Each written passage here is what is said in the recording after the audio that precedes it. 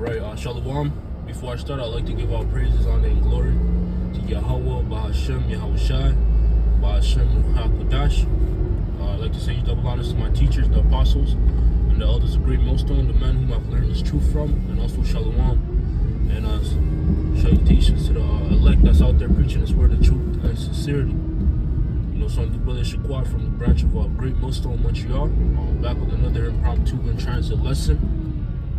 And this lesson, that I'm going to be getting into today is going to be concerning something that the Christian church has got misunderstood, man. And that's the concept of being born again. The concept of being born again or being baptized, right? Because their consensus is that once you're baptized, that's the new you. You become new. You become washed and you're a new person. Which that's not true, right? That's not correct according to the scriptures. But what we also have to factor in is John the Baptist, right? One might ask, is like, yo, what about John the Baptist? Didn't he baptize people? Yeah. John the Baptist did baptize people, right? And what he did, in terms of baptizing people and dipping them in water was symbolic to how you would be cleansed in the spirit, man. So the literal baptism is really symbolic to how you are, how you're supposed to be cleansed in the spirit, inwardly. Right, because that's why he said that there was going to be one mightier than him that was going to baptize you with the fire, man. The Holy Spirit and fire, and that was Yahushai. He spoke about Yahushai, right? Even our Lord Yahushai got baptized. But the most important baptism, which there's nothing wrong with literal baptism, because hey, you might have some that are, somebody that might be, weaker in faith, and they might need a literal baptism to basically boost up their faith to have an inward baptism. If that makes sense, what I'm trying to explain, man. Somebody with a lack of faith or a little amount of faith might need a literal baptism to fully believe in the washing of the mind, right? To renew their mind. They might need that to be okay. I did that, now I can do this. But the point being is that a literal baptism, being dipped in water, is not important. It's not as important as you cleaning your mind, right? So matter of fact, let me get a precept real quick. Right, and this is the book of Jeremiah, and here's why I'm saying that, right? Why a literal baptism amounts to less than a spiritual baptism. Being washed in your mind, being cleansed in your mind, having your spirit dipped in that water, which is the scriptures, right? The scriptures that are living waters, like they go into, right? So it's better for you to cleanse your mind through the scriptures rather than you being dipped in water, literal. And here is why.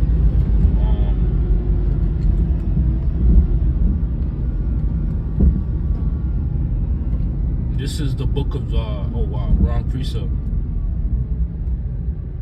Yeah, there we go. Jeremiah 2.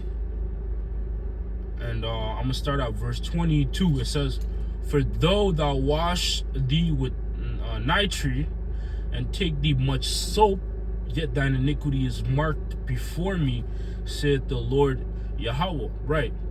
So even though you wash yourself, right, that's what the Lord is saying to the nation of Israel, though you wash yourself outwardly with whatever, the most expensive soap, whatever that may be, or how hard you rub yourself outwardly, your iniquity is still marked before the Lord. That doesn't wash away your iniquity, right? For example, these Christians, right? They might get baptized, and that very same day, they might get dipped in water, right? And that very same day, to commemorate their baptism, they would celebrate by eating pork, man. You know, they would celebrate by eating pork. You know, and that goes to show that nothing has changed, right? Or they might even commit adultery that's right after their baptism, man. Why? Because nothing has changed. All that has changed was that, oh, they got dipped in water, and that's it. You know, my point being is that being dipped in water does not change anything, man. You know, it might clean you outwardly, but it doesn't clean you inwardly, because what needs to be cleansed is your mindset.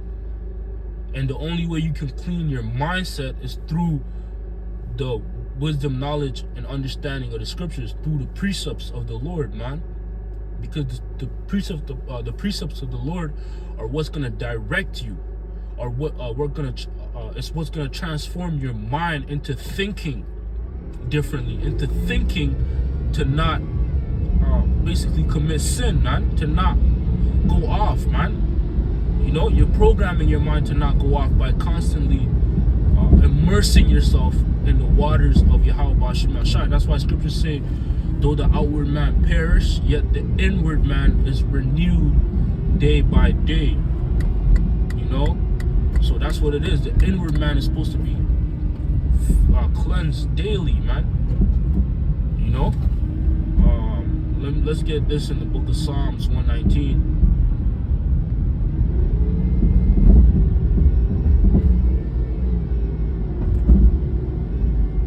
Verse 9, it says, wherewithal shall a young man cleanse his ways. You know, so how is a young man to cleanse or clean his ways, right? You know, how are we supposed to clean your way? It says, by taking heed thereto according to thy word, right? By taking heed to the words of Yahweh B'Shem Yahushai. That is how you cleanse your ways, right? Not just getting baptized and that's it, and you say, okay, cool, and you still living your life the same as before you got baptized. You know, that doesn't change anything. But if you take heed to the words of Yahweh B'Shem Yahushai and listen and observe how he wants you to live, then a change will begin to happen, man. You know, oh, the Lord said do not eat pork. I'm not gonna eat pork. The Lord said do not commit adultery, and you don't commit adultery. The Lord said don't steal. You're not gonna steal, right? The Lord said treat your brother how, you know, the same way you would want to be treated. And you do that.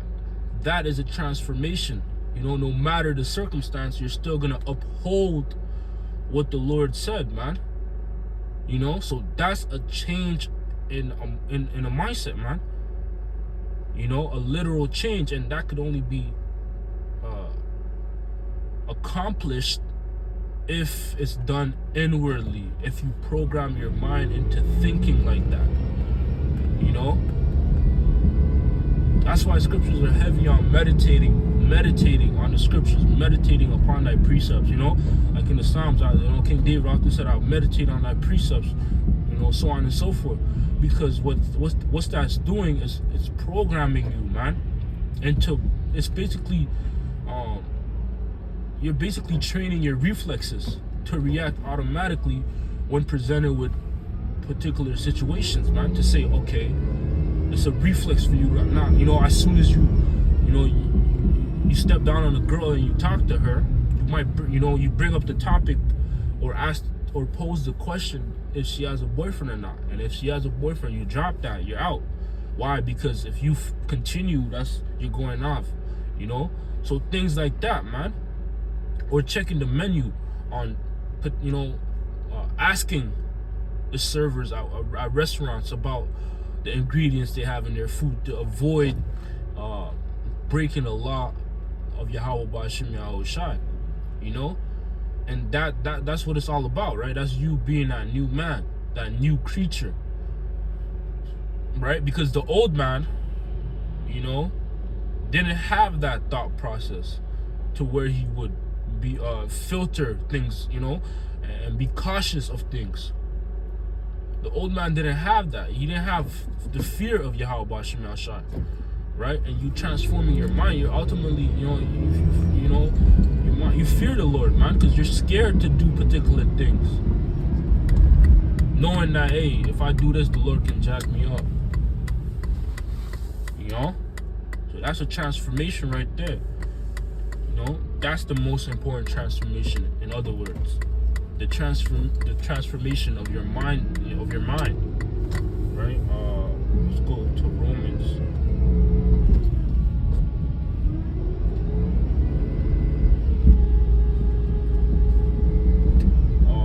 Romans chapter 12 and verse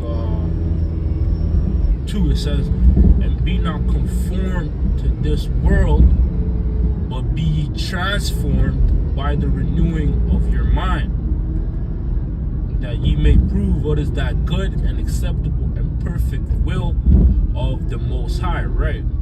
You know, so what is that good and acceptable and perfect will of the Most High? You know, it's for you to walk uprightly, for you to walk how the Lord wants you to walk.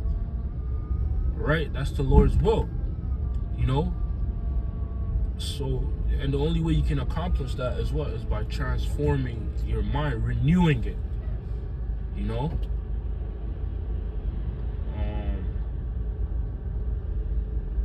Let's see. Let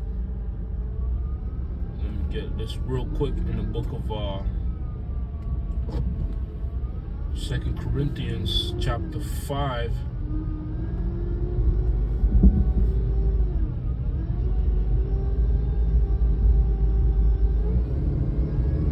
And I'm gonna get verse 7. I'm gonna start at 17. 2 Corinthians 5 verse 17. It says, "Therefore, if any man be in Yahweh Shai, he is a new creature." Right? Old things are passed away. Behold, all things are become new. Right? And Yahweh Shai is the embodiment of the scriptures. Right? So if you are indulged and have communionship with Yahweh Shai, you will become a new creature by default. Right? You see? And then you know, all the old things, you know, all your old habits and bad habits are going to be left in the past, and you're going to develop new habits, good habits, you know, habits that are pleasing to Yahweh Ba'ashem Yahweh Shai, to the Lord, man. You know, because that's the whole duty of man. Now you're supposed to serve the Lord, you know, and you're going to develop that, a habit of serving the Lord, which is a good thing. You know, let me see, there's one more piece up here.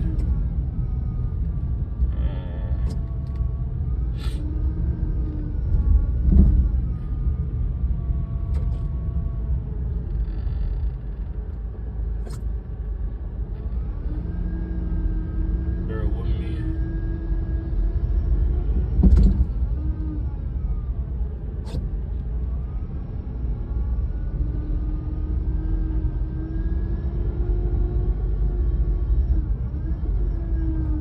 Yeah, but that's pretty much the point, man.